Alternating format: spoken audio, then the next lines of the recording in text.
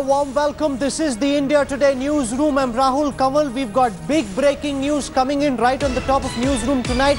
5 near simultaneous terror attacks in different parts of the Kashmir Valley. There have been grenade attacks in Tral, Avantipura, Pulwama. The first set of images you're seeing on your screen right now emerging after these terror attacks. There's been a terror attack on an army camp in Sopore. A judge's house has been attacked in Anantnag. These are the first set of images that we are getting from the Kashmir Valley this evening. Remember, there was an intelligence alert, a story that India Today broke, which spoke of how there was a strong possibility of there being terror attacks, that terrorists had sneaked in.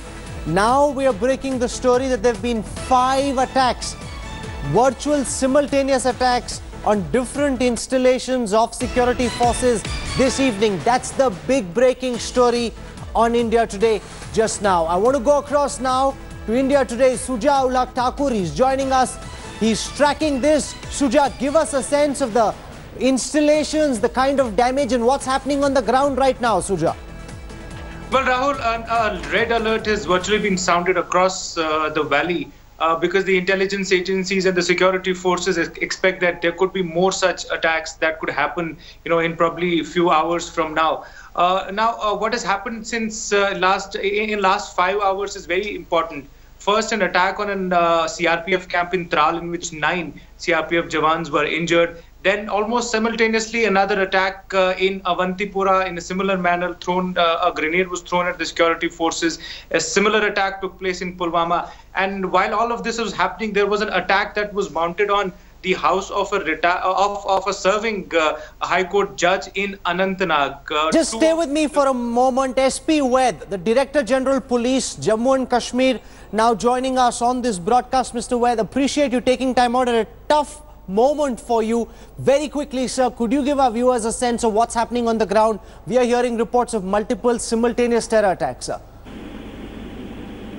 Yeah, that's true. Today is the 17th day of Ramzan, and there were already inputs about escalation in violence, and every establishment was alerted, and I think that is why the damage is limited. Otherwise, these terrorists had nefarious designs to cause heavy damage. Well, you've dealt with terror in Kashmir for very long. Usually we see one attack at one time. The fact that there are 5 attacks taking place simultaneously, what do you make of that, sir? As I said, in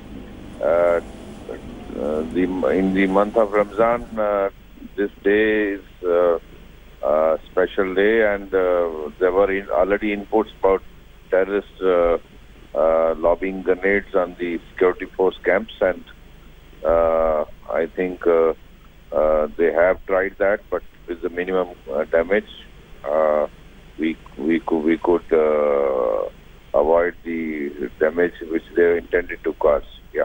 Okay, Mr. Vaid, before I let you go, what's the current situation? Have all these terror attacks been foiled, or do we have live active situations in any of these 5 centers right now? The establishments, wherever they are in the valley, are all on the high alert, and I'm sure they will take on these people and tackle the situation very well. That there is a red alert that's been sounded across the Kashmir Valley, that you're fearing that there could be more attempts by these terrorists to attack various military installations? Let's see. I think the situation is under control, nothing to worry about. The situation is under control. The Director General Police confirming that these terror attacks have been foiled. The images that you're seeing are of these terror attacks which took place in 5 different pockets of the Kashmir Valley. That's SP Vaid, the Director General of Police of the Kashmir, of the Jammu and Kashmir Police, speaking to us exclusively on India Today. This is a story we'll continue to track very, very closely. I want to shift our attention to the story that was meant to be our top focus on the newsroom tonight. India Today has been able to access, let me show you, the full report of the Modi government. This is the full report which compiles all the information available with all our investigative agencies on Zakir Naik. This report talks about and nails Zakir Naik's links with the ISIS. 24 of the converts, 24 of those who came to Zakir Naik's factories went on to join the ISIS in Afghanistan. India Today exclusive is our top focus on the newsroom tonight. He is infamous as an Islamic televangelist, hate preacher and a fugitive in hiding. Tonight, India Today nails Zakir Naik's link to the world's most feared terror organization, the ISIS. Exclusive documents on India Today reveal how Zakir and his henchmen converted gullible youth and set them on the path to jihad in Kabul.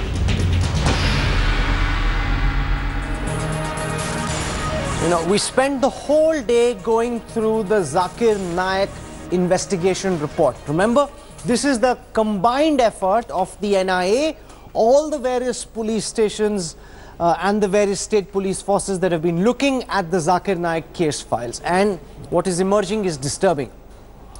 The Ministry of Home Affairs now has reason to believe that Zakir Naik and his closest associates deliberately and consciously brought youngsters to their conversion factories where people were indoctrinated. 24 of the people who came to the IRF office in Dongri in Mumbai went on to join the ISIS in Afghanistan. Sit back and watch as Kamaljit Sandhu, who tracks internal security for us, brings you this India Today exclusive on the Zakir Naik ISIS link. Here it is.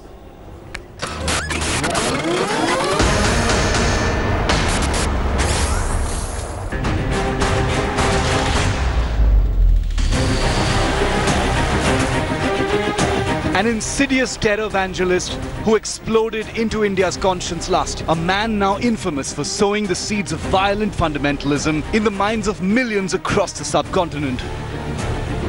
A man so terrified of the backlash that he hasn't returned to India in months, sitting in a safe haven abroad, continuing his work.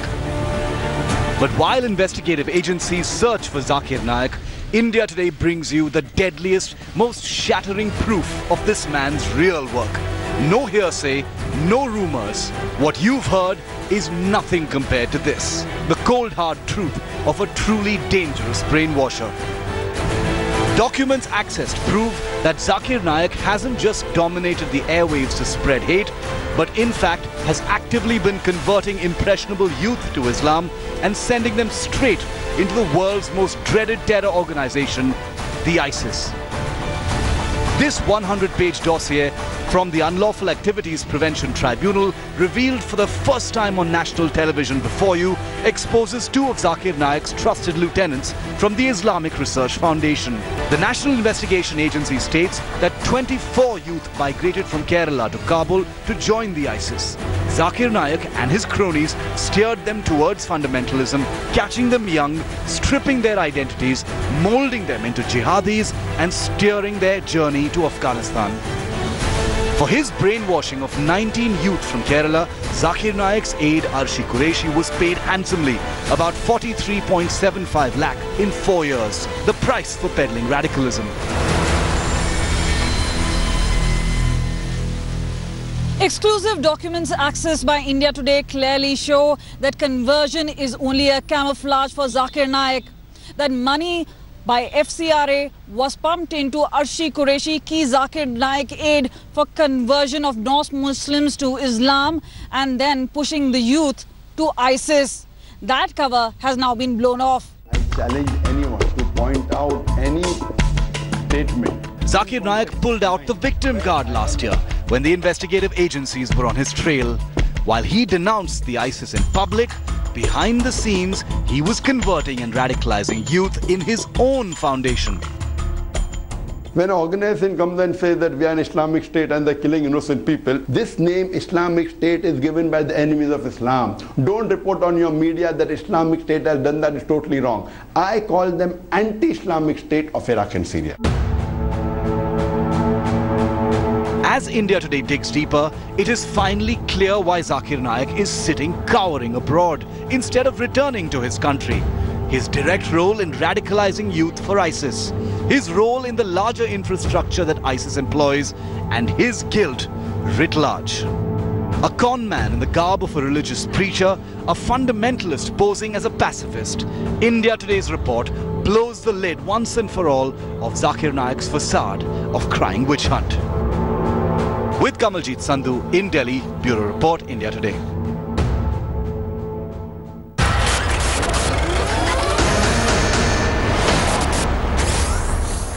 Joining us to talk about this big India Today exclusive, I've got Umar Sharif, President of the Discover Islam Educational Trust.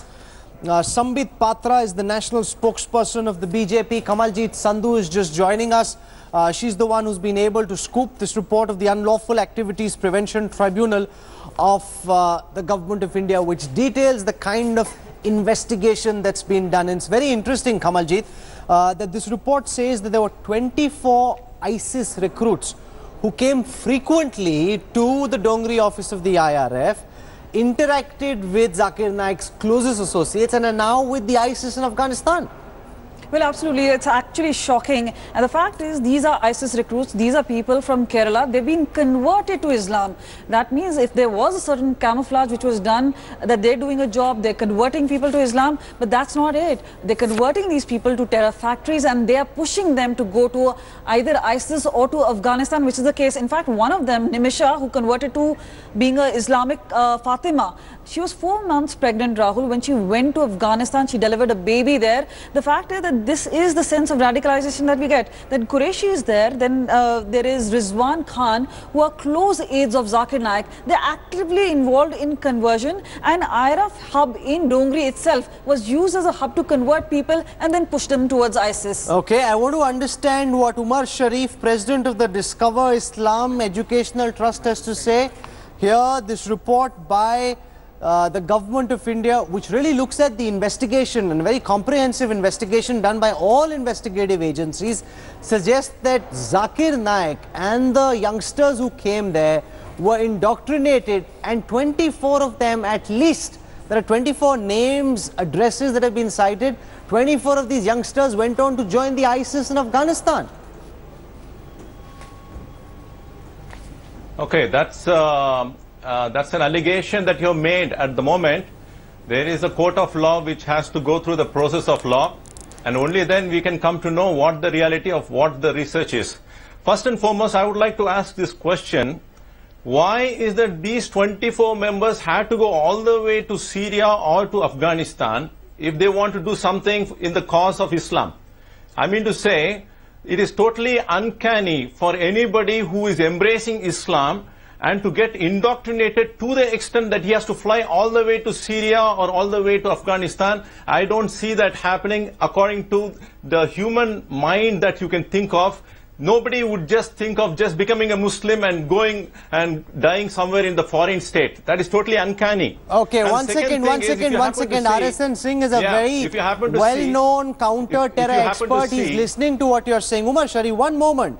RSN Singh, Umar Sharif says, why would somebody make the effort of going to Syria and Afghanistan? If he has to spread terror, he'd do it here. He says it's tough to believe that somebody would first get converted to Islam, then go to Syria, Afghanistan. He makes it seem as if the Ministry of Home Affairs and the Modi government is just cooking up these investigation reports. Absolutely, yes. Okay, one second. I've heard you. Let's hear from RSN. I would say yes. Cooking up one minute. No. This gentleman then is, deliberately ignoring, or he doesn't have any idea of the Islamic State. But I think the former is true. He is deliberately ignoring. If people are going from all over Europe, if people are going, 200 Maldivians, it's an island country. I mean, making their way to Islamic State in Syria. I mean, people going from Kashmir, from Kashmir to Australia, student I'm talking about, and then also from Australia to Syria. And there is a, kindly do read the interview of Abdul Rashid Abdullah, He's there. He is their handler. Oh, absolutely. And we ran the tapes here on India Today. Sambit Patra, how do you respond to Umar Sharif? He makes it seem as if this is somehow a Modi government witch hunt against Zakir Naik, against whom nothing has been proven. Absolutely. He's not adding and he's not believing in the credibility of the Unlawful Activities Prevention Tribunal report that Kamaljeet has scooped. Dr. Patra. No, first and foremost, he does not even need an answer because everyone knows what the truth is, and Mr. R.S.N. Singh rightly pointed out that it would be quite naive to say that he does not know of ISIS.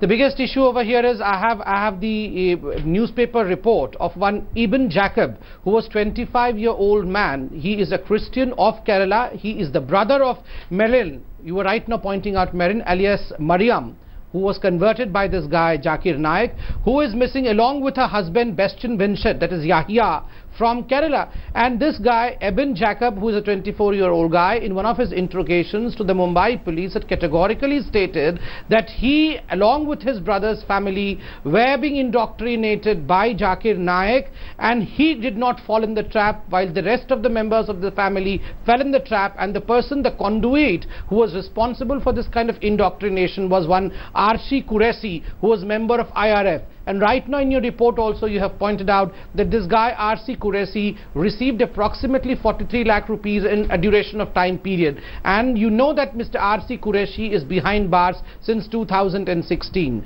Now it is not just India which has been saying this. Remember, after the Dhaka cafe blast, Nabris Islam and Rohan Imtiaz, two of the 6 terrorists who were responsible for this blast, had agreed to the history was dug out, and it was found that they were indoctrinated by Zakir Naik's speeches. And then we have the 2006 Mumbai train blast also. Rahil Sheikh, Firoz Ghasawala and Irfan Desmukh, all were the people who had as if Umar Sharif that you are living in denial.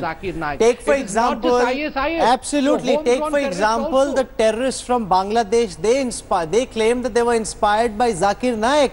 There is enough documentary evidence, including Kamaljeet, some testimonies here from the father of those who joined the ISIS, where they're talking about how Zakir Naik indoctrinated. Umar, listen to Kamaljeet. She's read this report before you respond. So you've got anguished parents speaking out. Well, one of the facts is, Rahul, that each of the ISIS terror recruits, and there have been investigating agency which has panned out towards India, and they have dug out, and there are statements of ISIS recruits who have said, whether it is, we're talking about Arif Majid, one of the first ISIS recruits from Kalyan, then we're talking about Muhammad Ibrahim from the Hyderabad module, we're talking about Abu Anas from the Rajasthan module. All of them have said they've been deeply inspired by Zakir Naik. The other part is about the anguish of the parents. Now, many of the documents that we have access clearly say that they are converting to Islam, which is voluntary, but the parents are crying foul, saying that they were going to IRF very frequently. That's where the radicalization took place. Radicalization happened, Umar Sharif. Now this is being said by the parents. We've got the affidavits here. There's a sworn affidavits admissible as evidence in a court against Zakir Naik. They're saying on record that their children were radicalized by Zakir Naik and the kind of speeches he made. See, you have mentioned the news that had come in the Bangladesh news media. You must also complete the news by saying that the Daystar retract their words by saying that they have no evidence to say that Dr. Zakir Naik influenced those terrorists. First and foremost, the immediate report that had come in the Daystar was a mistake, and they also acknowledged and they had apologized for what they had printed. What do you have to say about the parents? About the parents of these children who are on a sworn affidavit talking about how their wards were influenced and radicalized because they continued to go to the Islamic Research Foundation run by Zakir Naik. See, the person who was arrested earlier, Rizwan, the person who was arrested, he's come out now and he's going to be clean in some days. Look, the allegation is totally false because the person who has been giving talks for nearly 2.5 decades, is well known to the people across India, and he has been often quoting the verse from chapter number 5, verse number 32, saying that whosoever kills one innocent, it is like killing the entire humanity. This was his regular verse that he was always quoting. And moreover, he has denounced ISIS even earlier many a time saying that Patra, respond to this. Non-Islamic state. That in his speeches and in the interview he gave Javed Ansari, Zakir Naik says, I don't like the ISIS. The ISIS are the worst thing that have happened. He says that's what he's saying now. Do you think that's an afterthought? How do you respond to Umar? He used to say even before the Dhaka incident, he said that... Dr. Patra. As far as Zakir Naik is concerned, as far as Zakir Naik is concerned, can the scholar be quiet for a while? Patra. Can he hear to me? Can he listen to me? Thank you. No, number one, as far as Zakir Naik is concerned, he was a very wise rat, I'll tell you. I mean, he knew how to play with words. But let me tell you, there are certain sections of what he spoke which have been in record. You played out a section of it. Let me read it out. Let the scholar present in this channel if defend he's a white rat, then you are a black rat, sir. If he's a white I quote, sir, don't. He's a terror sponsor, so please. Number one. If Bin Laden is fighting enemies of Islam, I am for him. If he is terrorizing America, the terrorist, biggest terrorist, I am with him. Categorically, clearly and without mincing any words, he says that, well, yes, if someone is fighting America by terror means, he was with those people. So he has not minced any words. Second statement, every Muslim should be a terrorist. Third, February 2012. Naik implored the Muslims to fight for Islam and disobey the law of the land if it goes against the law of the creator, that is Islam. Saying Vande Mataram is not desirable for Muslim. He stands for suicide bombing. Remember when he came out with his own defense from the foreign destination through a Skype or a camera chat? What did he say? He said that suicide should not be done for personal reasons. But as a strategy, there is no problem with suicide bombing. As a strategy, there is no problem. No, you're calling these doctored videos, but that's not true because this report says, the tribunal report says that the videos have not been found to be doctored. Kamalji, the report says the videos are not doctored. Plus, you're making a good point about how money went into Arshi's account and Arshi is currently in jail. Absolutely, he was arrested by the Kerala police. The money trail clearly says that IRF funded money. They put money to the tune of 43.75 lakh rupees into his account. This was basically to do conversion. Rizwan was made, who was also a close aide of Zakir Naik, had the same level of allegations made against him, and that is why he was arrested. He was not only doing conversion. Remember, those two couples who actually were Christians and then converted to Islam and went to Afghanistan, the guardian who signed on court papers and documents there was himself Rizwan. Umar Sharif, respond. See, thousands of people have embraced Islam after watching Dr. Zakir Naik's talk. And Dr. Zakir Naik is not a person who goes and talks to people in their homes or meets them in marketplaces. His talks are ready for anybody to go and hear to. And from past 2.5 decades, his talks were available for everybody. And one fine day you come and say like he is promoting terrorism. It's totally uncanny. Nobody can buy this. You see, the people who had if somebody watches a Zakir Naik tape and then becomes a radicalized ISIS terrorist, Umar Sharif says don't blame Zakir Naik. Does that hold any merit at all? Does that argument hold any merit, RSN say? No. Can I ask a question to Umar Sharif? No, the viewers... Yeah, ask this man to keep quiet here. Yes. Yeah, what I'm saying is that, you know, his tapes are a matter of public domain. People have, heard it n number of times. There is absolutely no spiritual content. There is no message of inclusivity. It is only a message of hatred. You hear any of the tapes. There is no message about nation building. Does Omar, this fellow, does he not believe in caliphate? Does he not believe in Ummah? Does he not believe? Ask this gentleman, does he not believe in Shariat? This is what he was preaching. The second thing, it was totally unabashed radicalization. And here was a man, who purposely sported a hybrid, hybrid dressing up. Western clothes, tie, and with that is Islamic cap, because he was catering to a particular, educated constituency. Patra has a question for Umar Sharif. Sambit, go ahead. Media savvy and social science. Rahul. So, Rahul, to this person called as Umar Sheikh, Rahul, you must have forgotten something, you might have forgotten something, but I remember because I had made notes that day when India Today gave out an exclusive news break. And the exclusive news break is what is my question to Umar Sharif. The break was that the Jamaat-ud Dawa site had a mention of Zakir Naik's IRF as a resource for religious learning. So Hafiz side was full of praise of Zakir Naik and his IRF. And India Today has shown the website of JUD as to how the JUD carried the IRF as one of the important sources of religious learning. Sharif, so respond. A terror body like JUD sponsoring and supporting a person and his organization let me like respond Zakir to this. Naik. Now Mr. Umar Sharif should say, let me respond what does to he this. feel about JUD? Look. Dr. Zakir Naik is not appreciated by, not just by any one section of the community. The people watch Dr. Zakir Naik for a reason that he is able to quote verses verbatim. He is able to quote verses verbatim. That is the real reason why people want to watch Dr. Zakir Naik. That is the reason why Sri Ravi Shankar himself, that was the reason as to why Hafiz Saeed was eulogizing Zakir Naik.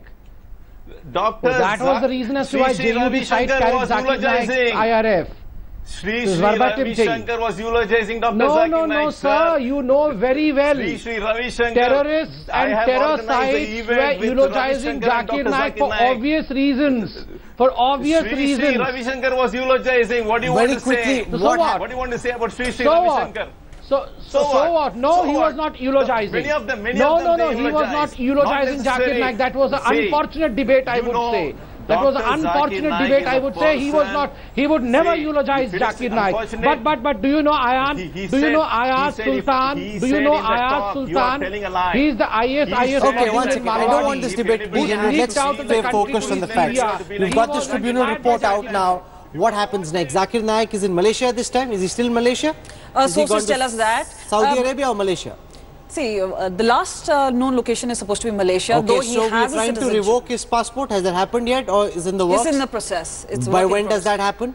It's going to happen shortly, and we've been told once that is done, then they will move a process of extradition. But remember, it's going to be extremely difficult because where he's seeking asylum of sorts, where he's seeking citizenship, are all countries which seem to be backing him, whether it's Saudi Arabia, whether it's Malaysia. So this is going to be extremely tricky, even for India is concerned. Kamaljit has access tonight will be the basis for India's demand for extradition. Good work, Kamaljit. Thank you so much for joining us. 5 near simultaneous attacks over the last 3 hours in different parts of the Kashmir Valley. Suja ul Haq is joining us for the latest on these attacks. There's a red alert across the state. Suja, what's the latest you can give us? Well, Rahul, since I spoke to you last, there's been another attack that has taken place in Pahalgam. And this one again is a grenade attack on the CRPF camp. Thankfully, there have been no injuries. But yes, this has sort of added to the entire tension that prevails right now. The security forces tell us that they knew about it, they had intelligence input, and that's why most of the installations, military installations, were advised to be vigilant, double their guard. And that's the reason why there hasn't been much damage. You know, out of all these 5 or 6 attacks, we are only seen, 10 CRPF Jawans injured and 2 cops who were, on duty at the house of this High Court judge, injured. Now, even as we speak, there is an alert that has been sounded across the valley. The security forces expect that there could be more such attacks, and that's why they want their men on the ground to be ready to face any eventuality. Avant is joining us. Tral, Avantipura, Pulwama, Anantnag, Pahalgam, Sopor, Gaurav. 6 attacks on the same day, on the 17th day of Ramzan. This is not usually what we see in the Kashmir Valley. Usually they pick one target, go in with full forces. Here they seem to have spread themselves over 6 different locations, Gaurav. Absolutely, Rahul, and you hit the nail on its head. The 17th day of Ramzan. Badr, it's Jange Badr as it's called, and that is why this is very significant. There was a very specific intelligence alert about the likelihood of a terror attack, also almost simultaneous. But as you rightly pointed out, Rahul, 5 attacks in South Kashmir, 1 in North Kashmir. So targets very carefully chosen. The army targeted in 1, the CRPF and Jammu and Kashmir police installations, including the house of a High Court judge, in the other. But as Mr. S.P. Vaid, the Director General of Jammu and Kashmir Police, told you, Rahul, the security forces were very lucky that this wasn't a bigger attack. The terrorists did not succeed. They hurled grenades and they fled. So there were injuries, but not a standoff battle that was expected. That was what intelligence alert was, given the desperate push for infiltration the last week, where in 96 hours, 13 Pakistani terrorists were killed at the line of control, Rahul. Okay, I'm going to leave it there. Gaurav Sawant, Suja Ulhaq for joining us. Thank you so much. I want to shift now to the big India Today follow-up on Vijay Mallya. Last night on the newsroom, we got you the story of how fugitive liquor baron Vijay Mallya had routed money taken from State Bank of India to revive Kingfisher Airlines and had pumped that into the Royal Challengers Bangalore. Apart from bank account details, we also put out emails of his own senior staff, his own chief financial officer, where he accepts that this is being done even though the SBI had a problem. Today the extradition hearings started in London. The story we broke happened to be part of the documents that were presented before the Metropolitan Magistrate, and now there's a very strong possibility that when the case is heard in December, 15 days time has been set in December, that's when there will be hearing, the case will be heard. However, Mallya will have to come back in July as well. Vikrant Gupta was at hand. He managed to ask some questions to Vijay Mallya, who of course was nonchalant as ever, saying stop dreaming about these billions. Here's the story from London. Kingfisher Airline loan was diverted to the ICC. There was no loan diverted anywhere. A day after India Today exposed how liquor baron Vijay Mallya siphoned taxpayers' money to finance his IPL team, comes Mallya's defiant denial. Cornered by India Today outside a UK court where Mallya appeared for his extradition hearings, he chose to brazen his way out. But how far can Mallya feign innocence? Not in the face of this clinching evidence. A chain of incriminating emails exchanged between Mallya and his top aides, accessed and made public for the first time by India Today on Monday.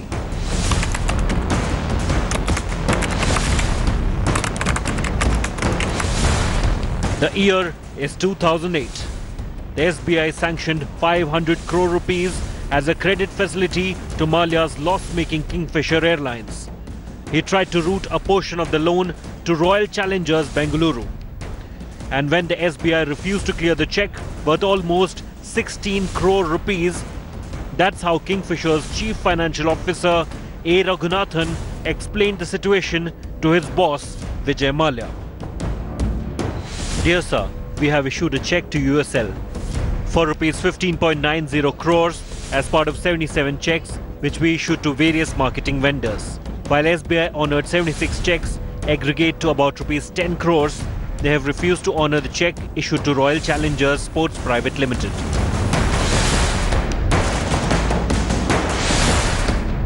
But Mallya's top managers found a way to hoodwink the SBI.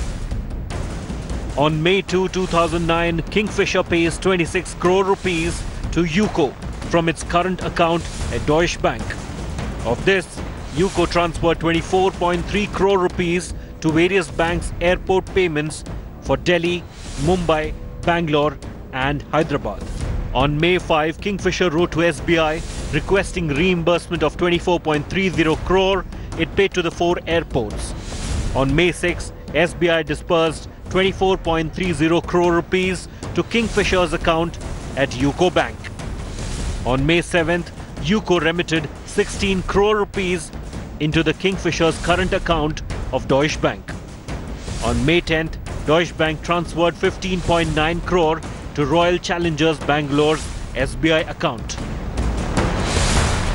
There it is, clear and undisputable evidence of how Mallya diverted funds meant for Kingfisher to his IPL venture. The witness, one of his most trusted money managers, the former CFO A. Raghunathan.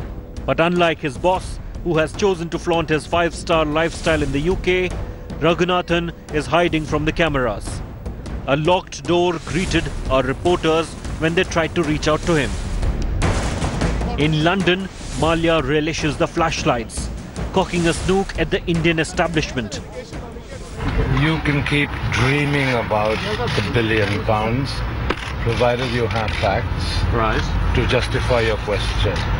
All right? You don't know the facts, so don't ask irrelevant questions.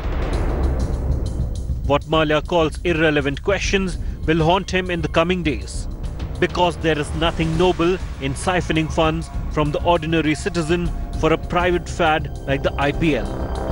The long arm of law will catch up with Mallya one day, if not today, tomorrow. With India Today Special Investigation Team. Bureau Report, India Today.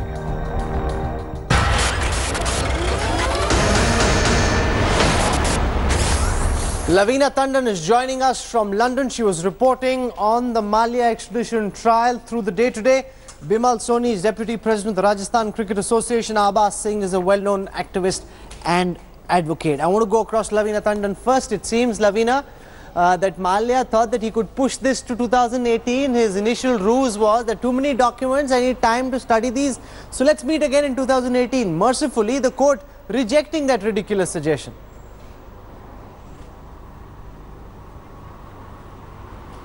Yes, they tried, in fact, 3 dates, Rahul, February, March, April, pushed very hard, saying that since 18th of January, Indian government has not been able to provide them with proper evidence and documents. So let's just do it in 2018.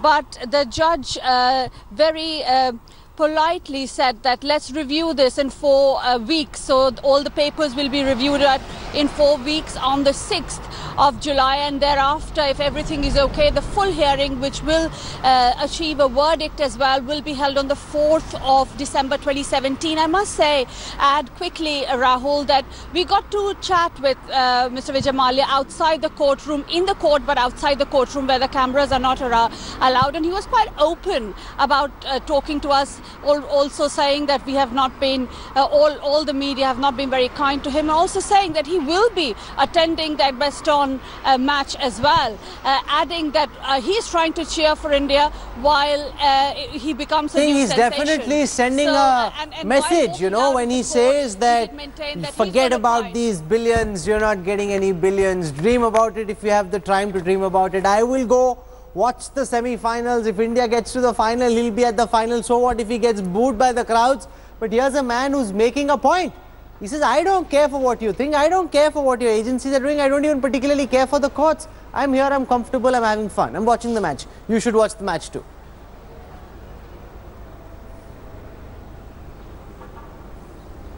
Yes, he maintained very relentlessly that he will be cheering for India. He will go to Pakistan.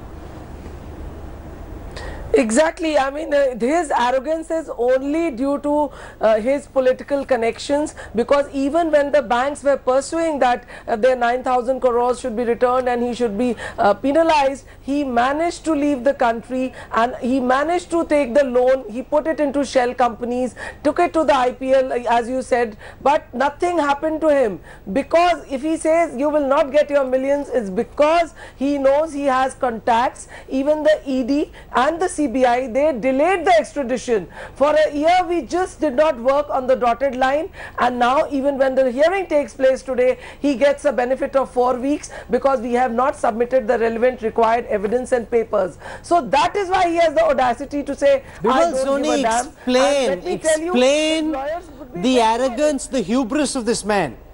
You know, there's no remorse, there's no sense of what may happen. Here's a man who is being caught out again and again. Last night, India Today broke an agenda-setting expose which showed how, and his emails confirmed it, his own internal emails confirmed that money taken from public sector bank SBI to revive Kingfisher Airlines was routed into the IPL business, the Royal Challengers Bangalore. This is dishonest intention. The man, though, seems to be totally remorseless. Well, I agree with you. As far as Mallya is concerned, he is not behaving like a normal man, and I think he should feel remorse about what he has done, but at the same time, he may be confident on some of his proofs and evidences which he claims, which could be logical in his answers, but I think whatever it may be, he should not be speaking the way he is speaking. He should feel bad that something wrong has happened with him, if it is wrong, and if it is right, then he should be ashamed of himself.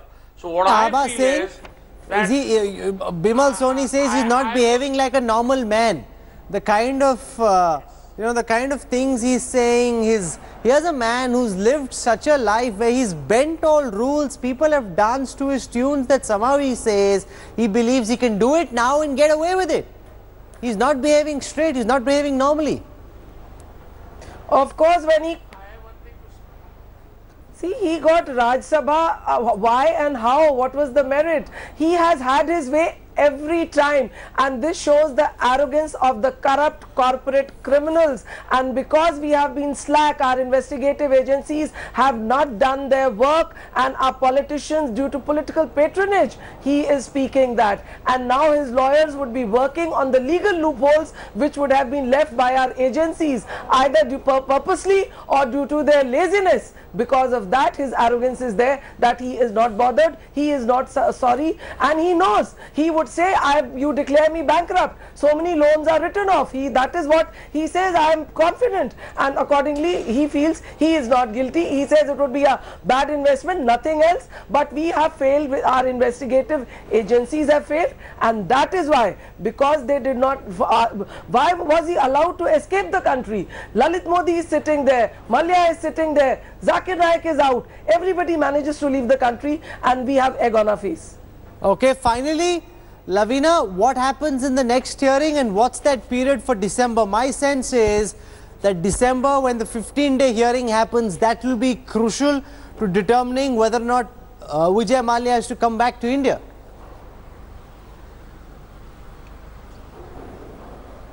Yes, Rahul, but we need to reach to that hearing date, because the judge said that after 4 weeks, when they look at the papers again, so it is again a case management hearing like it was today, and all the evidences have to be there. So the paperwork has to be proper for the 6th of July for the hearing to happen on the 4th. If the paperwork is not proper, then that 4th hearing could be pushed as well. So it's really ball is in the court of CBI and the Indian government to provide proper documentation to the Crown prosecution. Even the judge today said that it has been rather slow for evidence has to be coming, and the Crown prosecution assured the judge, saying that we have been working quite closely with the Indian government. So 6th of July is very crucial for 4th of December to stand. Otherwise, it definitely is going to be pushed in 2018. But if 4th of December stands, then yes, those 15 days will decide the extradition either way. But Mr. Mallya still has a right to appeal in the court and in the Supreme Court as well. But first, of course, the first court will determine whether or not Mallya's extradition will be accepted. The judge today was told that the Indian government is cooperating and submitting documents. Bimal Soni, Abha Singh, Lavina Tandon, thank you very much for joining us. We're slipping into a break. When we come back, for a change, we have a good story from the Kashmir Valley, a positive story. A story of 40 youngsters, part of a Super 40. There's the story of hope amidst despair at a time when the Kashmir Valley has been burning, roiling in tumult. 40 students, youngsters, part of the Super 40, managed to crack their entrance exams. They met with General Bipin Rawat, the army chief. These are the kind of feel-good stories. The army reaching out to the youngsters of the valley and trying to help them make a mark for themselves despite all that may be happening around them. Here it is.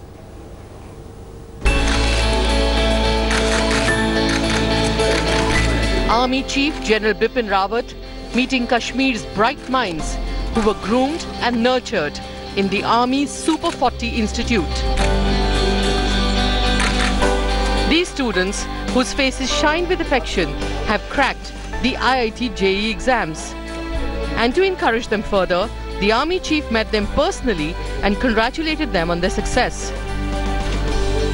Kashmir को तो खैर आपने गर्वित किया ही है, लेकिन हम लोग को भी आप लोग की सफलता से बहुत गर्व महसूस है। वो भी नौजवान है, उसके हाथ में या तो लैपटॉप हो या किताब हो। The Chief of Army Staff also acknowledged the difficult circumstances which Kashmiri students are facing in the valley. डर बैठा हुआ है कश्मीरी आवाम में, कश्मीरी यूथ के अंदर कि आज पता नहीं क्या हो जाएगा, आज मिलिटेंट आ जाएगा, आज सिक्योरिटी फोर्स आ जाएगी, उधर से मिलिटेंट कर रहा है, इधर से सिक्योरिटी फोर्स कर रहा है। ये कब तक इस माहौल में हम जीते रहेंगे? ये सब खत्म करना है। हमें चाहिए कि वहाँ पर दोबारा से अमन शांति आए। The students, most not yet able to come to terms with their stupendous success, express their gratitude to the army for their help and guidance. मैं कहना चाहूँगा कि एजुकेशन ही एक ऐसा चीज़ है जो किसी सोसाइटी को चेंज करने के लिए क्विकली और ब्यूटीफुली किसी नेशन को चेंज करने के लिए ज़रूरी है। तो हमें यहाँ पे बहुत सीखने को मिला और हमारा यहाँ एजुकेशन एनवायरनमेंट मिला और जिससे हमने अपने कॉम्पिटिटिव एग्ज़ाम्स जो मन में लेके थे बचपन से वो हमने क्रैक कर लिया। आज मुझे बहुत अच्छा लगा है कि जब मैंने क्रैक किया तो मैं कश्मीर जाके यही कहूँगी कि नहीं, ये नहीं करना चाहिए, पढ़ना ही लिखना ही, आगे बढ़ना है। हम भी क्या मतलब हम भी किसी से कम नहीं, कश्मीर भी किसी से कम नहीं। So I think in a way this is one example which could be emulated even by others. So you have set an example in yourself. If you have a coaching center which doesn't turn out anywhere, then it doesn't last long. But you have evidently proved your worth and proved your sincerity and commitment. For the Valley, students cracking the elusive IIT JEE exam has come as a breather, countering separatists whose intentions of instigating the youth have been nipped in the bud. As forces face challenge from stone pelters, the army is coming up with a new strategy to deal with the issue. Sources have now told India Today that the army has proposed a Bharat Darshan for troublemakers and stone pelters. The plan is to take the identified youth across the country to know the real India. They'll be taken to Tata and Infosys to expose them to India's growth story.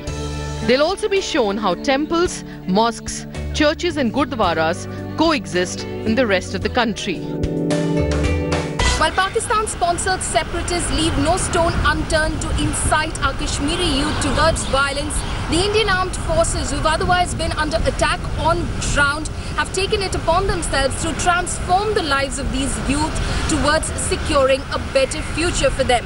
It's a battle for hearts and minds, and the Indian Army is taking affirmative steps to win this battle. With Gaurav Sawant and Jitendra Bahadur, following Saha in Delhi for India Today. Incredible to be able to pass the IIT JEE exams in the midst of what the Valley's been through in the last year is quite a big feat. More power to these youngsters. This is where I wrap up the newsroom tonight. I look forward to seeing you at 10 p.m. tomorrow evening with another action-packed edition of the newsroom. Till then, from all of us here in the India Today newsroom, goodbye, good night.